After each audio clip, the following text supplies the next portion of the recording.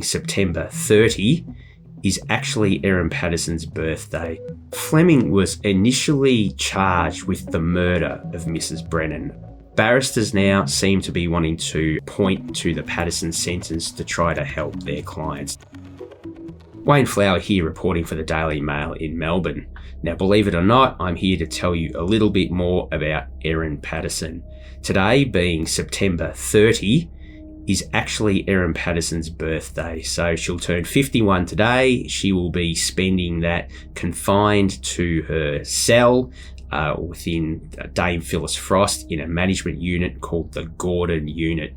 During her sentence, not so long ago, we heard it was a horrible place to be. She spends most of her time in isolation, up to 23 hours a day, and looks like she'll be stuck in those conditions for the foreseeable future. And it's really what brings us to this video today. Because when she was sentenced, Justice Christopher Beale took that into account, her awful living conditions in jail and the likelihood that she was going to spend, the next decade or more in those conditions, given how notorious she is, given the number of reports still being done about her, including videos such as this.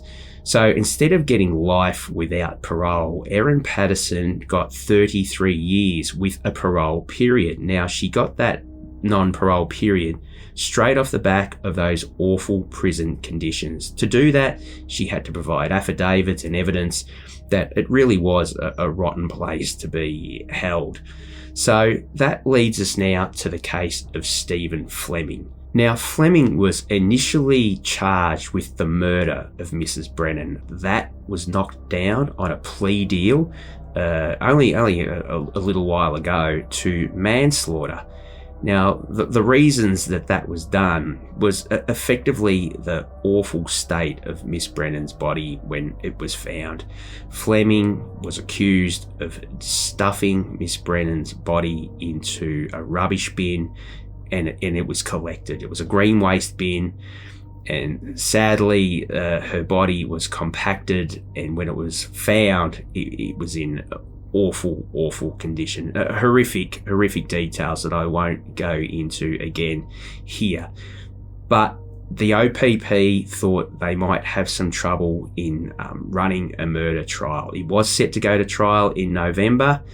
They've offered a manslaughter plea. Now, Fleming went to the Supreme Court and asked for what's called a sentence indication before he accepted that plea deal. It effectively means you go there and you ask the judge, what do you think this might be worth if I plead up to this crime? Now, he got an indication, which we're not quite sure on what that indication was, but he's aged 47 now, and we heard in court this week that he'll be aged in his 50s when he becomes eligible for parole. Now, this is how it's all linked to Patterson. Fleming appeared this week for a pre-sentence hearing.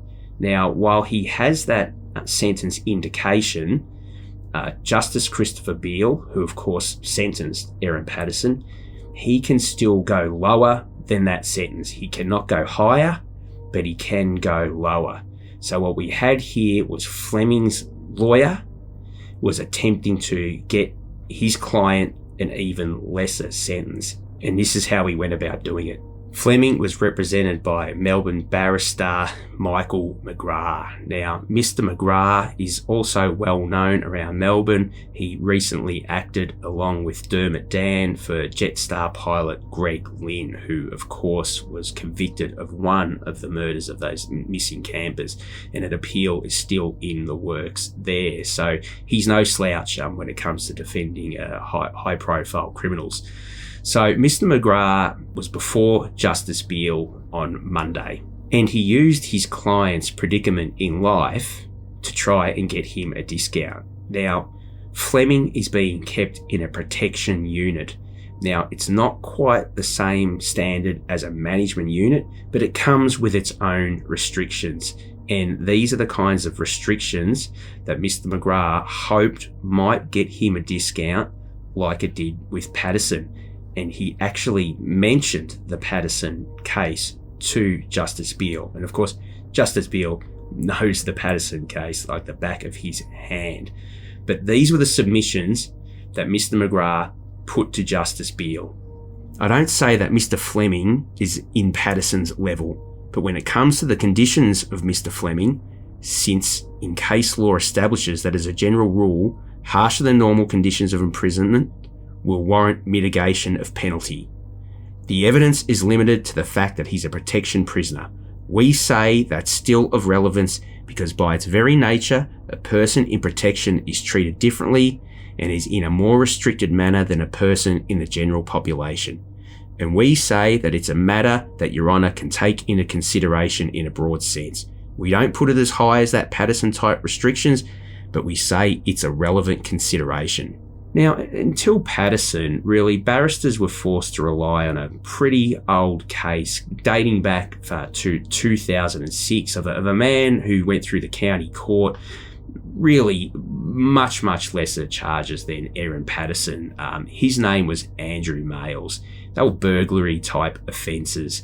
Now, he was sentenced in the county court, but he took it to the Court of Appeal because during that sentence, it was not mentioned to the judge about his prison conditions, which back in 2006, a protection unit were pretty poor. Now, the Court of Appeal agreed that should have been taken into consideration, and they cut some time off Males' sentence. So he's been one of the go-to cases where barristers will like to refer to in trying to argue for these things, for discounts. So the Patterson sentence now seems to be, or could be, the new way to go. It was a somewhat controversial sentence at the time because, you know, a lot of people and some barristers that I spoke to thought that perhaps Patterson should have had at least more years to spend behind bars than the 33. Perhaps just life without parole altogether.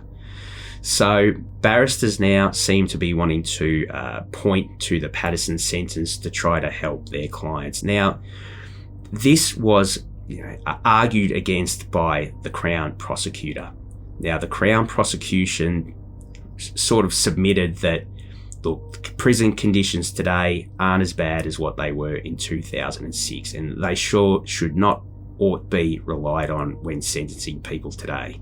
Justice Beale remained guarded on how he was going to take the submissions about Fleming's prison conditions. You know, he kind of argued back about Patterson's lot in life compared to Fleming, you know, citing very correctly that a management unit is different than a protection unit.